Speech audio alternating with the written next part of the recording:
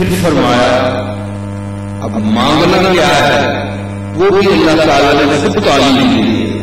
کہ مجھ سے یہ مانگو کہ اہدنا الصراط المستقیم،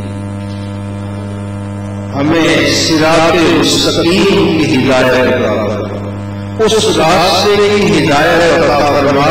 جو راستہ بالکل سیدھا ہے۔ اب سب لوگ یہ پڑھتے ہیں اور سب لوگ یہ کہتے ہیں ہم سیدھے راستے پہ، کوئی ادھر جا رہا ہے، کوئی ادھر جا رہا ہے، کوئی ادھر جا رہا ہے، کوئی ادھر جا رہا ہے، اور سب لوگ یہ کہتے ہیں ہم سیدھے راستے پہ ہیں۔ پروردگار عالم تو ہی بتا دے کہ وہ سیدھا راستہ کون سا ہے جو ہمیں مانگنا چاہیے۔ تو رب کائنات نے فرمایا صراط الذین، فرمایا میرے کچھ بندے اور بندوں کو میں نے اپنا انعام دیا ہے، ان بندوں کے راستے کا نام صراط مستقیم ہے اور مجھ سے وہی مانگو۔ اللہ نے خود فرمایا میرے بندے ہیں جن بندوں کو میں نے انعام دیا ہے، ان بندوں کے راستے کا نام صراط مستقیم ہے، مجھ سے مانگو تو میرے بندوں کا راستہ مانگو۔ تو ہم اپنی نسبت ان اولیاء کرام کے ساتھ رکھتے ہیں، اس کی وجہ کیا ہے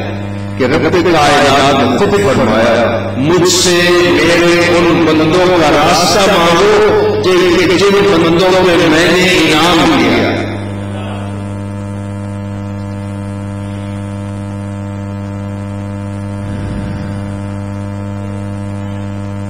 ہم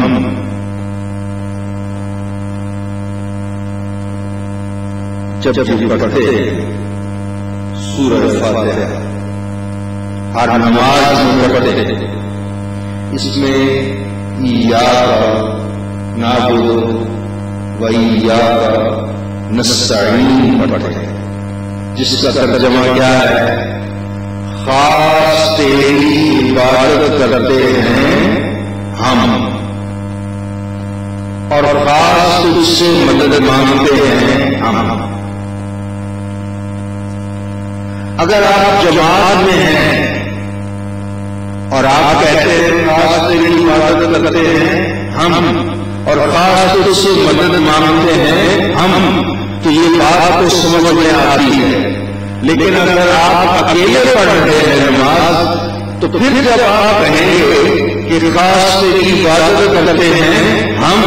اور خاص تجھ سے مدد مانگتے ہیں ہم، تو کوئی مناسبت نہیں لگتی کہ جب آپ زیادہ آدمی ہوں تو پھر تو جمع متکلم کا صیغہ استعمال کریں جس کا معنی ہے ہم، اور اگر آپ اکیلے ہیں تو پھر تو آپ کو کہنا چاہیے خاص تیری عبادت کرتا ہوں میں اور خاص تجھ سے مدد مانگتا ہوں میں، لیکن آپ اکیلے ہوں یا جماعت میں ہوں، آپ بالکل اسی طرح جمع متکلم کا صیغہ استعمال کرتے ہیں، ایاک نعبد و ایاک نستعین، جس کا معنی یہی ہے خاص تیری عبادت کرتے ہیں ہم اور خاص تجھ سے مدد مانگتے ہیں ہم۔ اب عقل کا تقاضا، گرامر کا تقاضا تو یہ تھا کہ جب آپ اکیلے پڑھیں تو پھر یوں پڑھیں ایاک نعبد و ایاک نستعین، حالانکہ ایسا نہیں پڑھتے، آپ بالکل اسی طرح پڑھتے ہیں۔ اس کی وجہ کیا ہے؟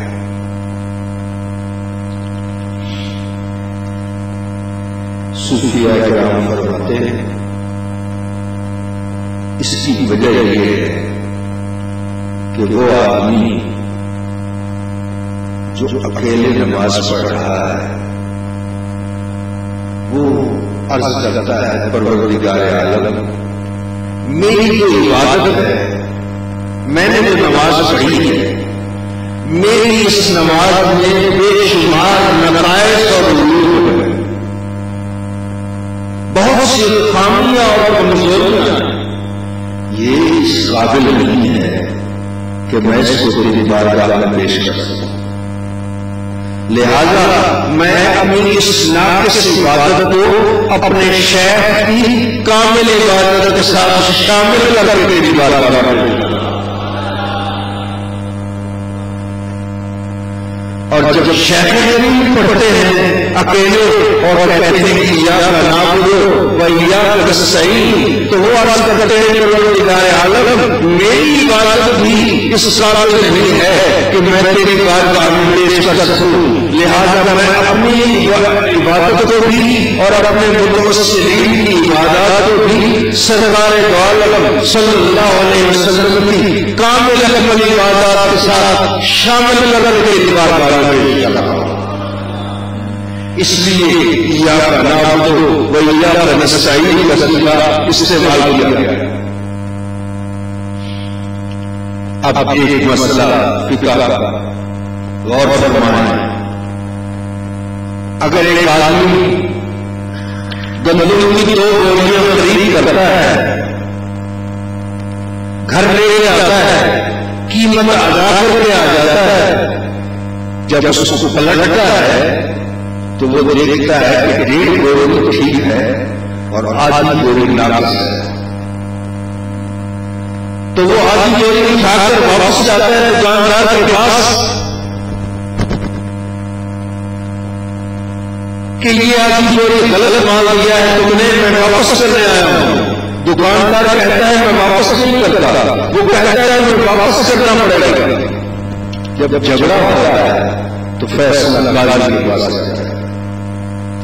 قاضی شریعت کے مطابق اس کا فیصلہ کرے گا۔ اگر آپ قاضی صاحب سے کہیں قاضی صاحب یہ 2 بوری کا سودا ہوا ہے، 1 بوری صحیح تھی تو میں نے رکھ لی ہے، آدھی بوری جو ناقص تھی وہ میں واپس کرنے آیا ہوں، یہ صاحب واپس نہیں کرتے، قاضی صاحب فرمائیں گے کہ دکاندار صحیح ہے، اس لیے کہ آدھی بوری کا الگ اور 1.5 بوری کا الگ سودا نہیں، سودا 2 بوری کا اکٹھے ہوا ہے۔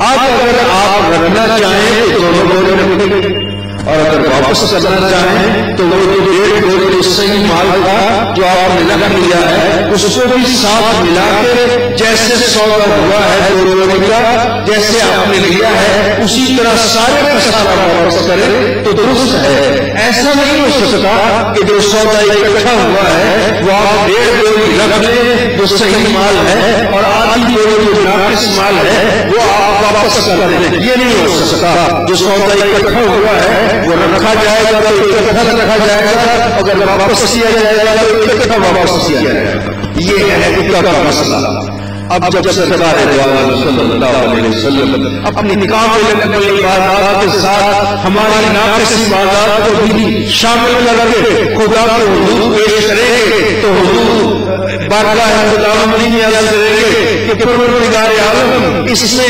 میری کامل عملی عبادات بھی ہیں اور میرے گناہگار امت کی ناقص عبادات بھی ہیں، اگر رکھنی ہے تو ساری رکھ، واپس کرنی ہے تو ساری واپس کر دے۔ ایسا نہیں ہو سکتا کہ میرے کامل عملی عبادات کو رکھ لے اور اس کے ساتھ میرے گناہگار امت کی جو ناقص عبادات ہیں ان کو واپس کر دے، ایسا نہیں ہوگا۔ اگر رکھے گا تو ساری رکھے گا، اگر واپس کرے گا تو ساری واپس۔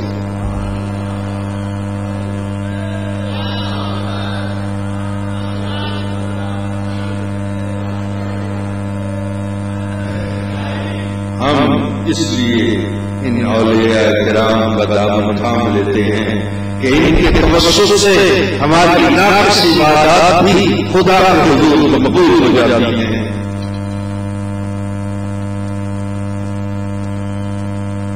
اور اگر آپ اس کو اور زیادہ سادہ مثال کے ساتھ غور کرنا چاہیں تو دودھ آ رہا ہے، پانی راستے میں موجود، پانی ہاتھ جوڑ کر عرض کرتا ہے دودھ سے، دودھ رے دودھ تیری تو قیمت ہے میری کوئی نہیں، اگر تو مجھے اپنے ساتھ شامل کر لے تو جس بھاؤ تو بک جائے گا اسی بھاؤ میں بک جائے گا۔ دودھ نے کرم فرمایا، پانی نے اپنے ساتھ